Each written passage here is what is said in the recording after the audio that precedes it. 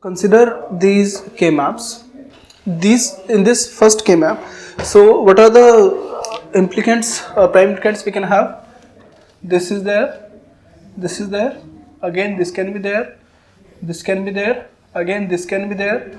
This can be there, as well as this and this, as well as this and this. Right.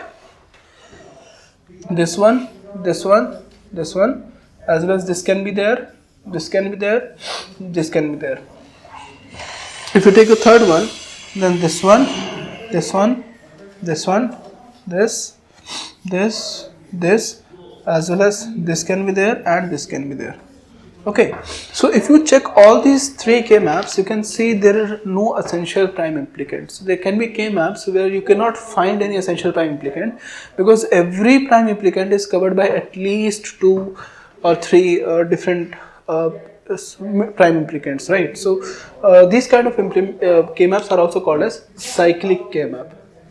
They are also called as cyclic K map. They're also called as cyclic K map. So for this, it is not necessary. It does not mean not having essential prime implicant does not mean that you cannot find a solution to this, but it means that you can have more than one solutions. For example, if you take the first one, we try to find a solution for this first one, and we can have more than one solutions. Okay, so let us do one thing. Let us try to find more than one solutions, all the solutions which we can have. Okay, so this is the prime implicant chart. So we'll be making 2 prime implicant chart for this one, and we'll making one more prime implicant chart for this one. We can have numbers 0, 1, 2, 3, 4, 5, 6, 7, 8, 9, 10, 11, 12, 13, 14 and 15.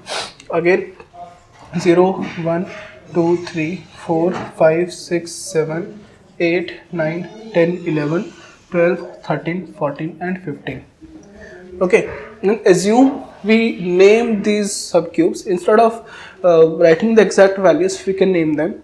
That will save our time, right? So for example, let us call this subcube as small a. Let us call this subcube as small b.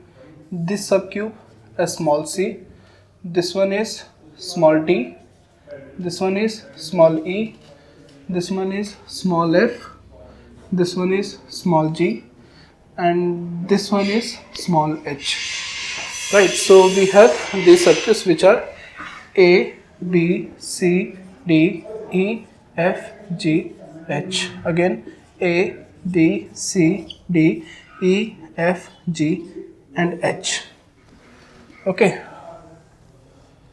So this will save our time like this. See, you don't need to make 2 implicant charts to get the solution, but I'm making them just so that you can understand what is going on here. Okay.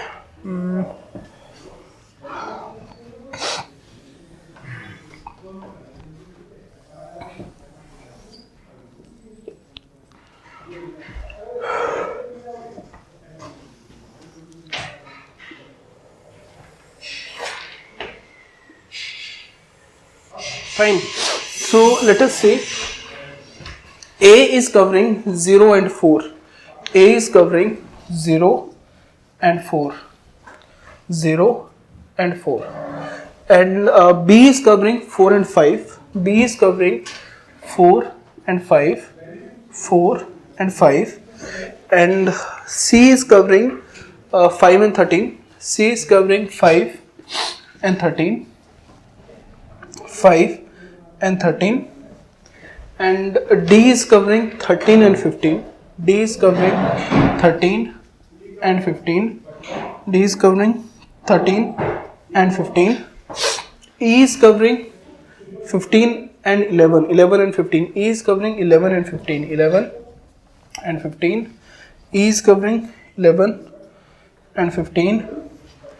And then F is covering 2 and 10. F is covering 2 and 10. Again F is covering 2 and 10. And then G is covering F is covering, sorry, F is covering 10 and 11, not 2 and 10. F is covering 10 and 11. F is covering 10 and 11.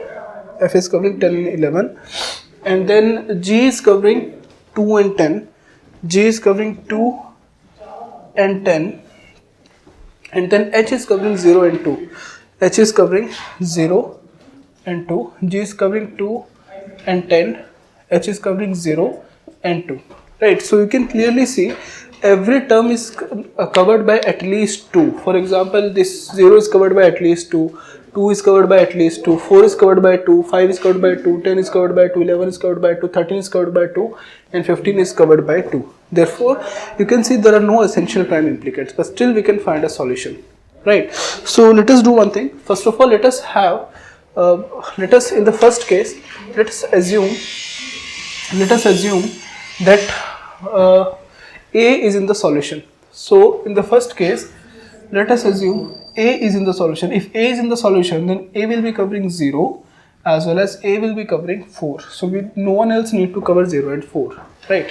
So if A is there, then we will not be having B, because we don't have much benefit of B, because B is only covering one term, but C is covering 2 terms. So we want the prime implicates which are covering the maximum term. So B is only covering 1 term, but C is covering 2 terms. So we'll be taking C. So we'll be taking A plus C. So C will be covering 5 as well as C will be covering 13. So no one else need to cover 5 and 13. Then we will not be taking D, because D is only covering 1 term.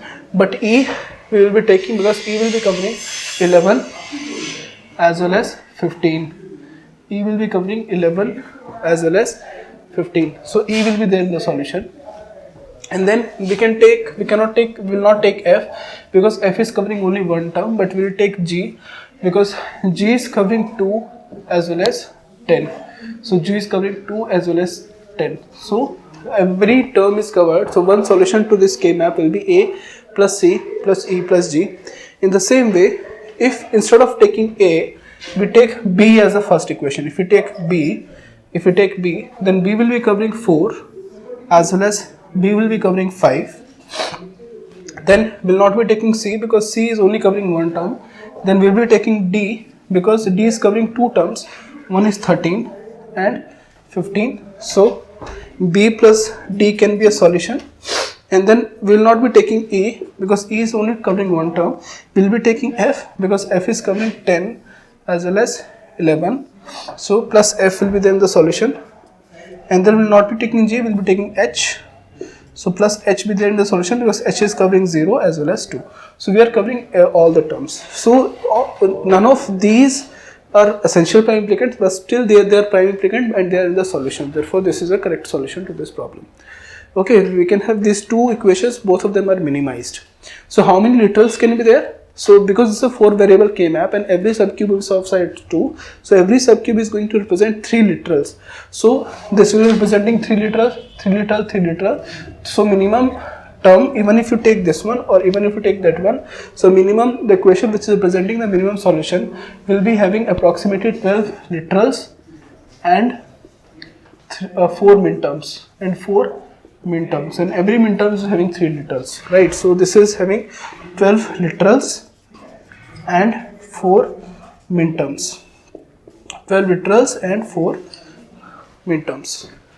Okay, so I hope you know what is now you know what is essential prime implicant, what is a prime implicant, and do we need to cover prime implicant in a K map or not? Okay, so after this, let us try to solve some previous year questions which is asking GATE, and then we'll be covering more concepts related to this.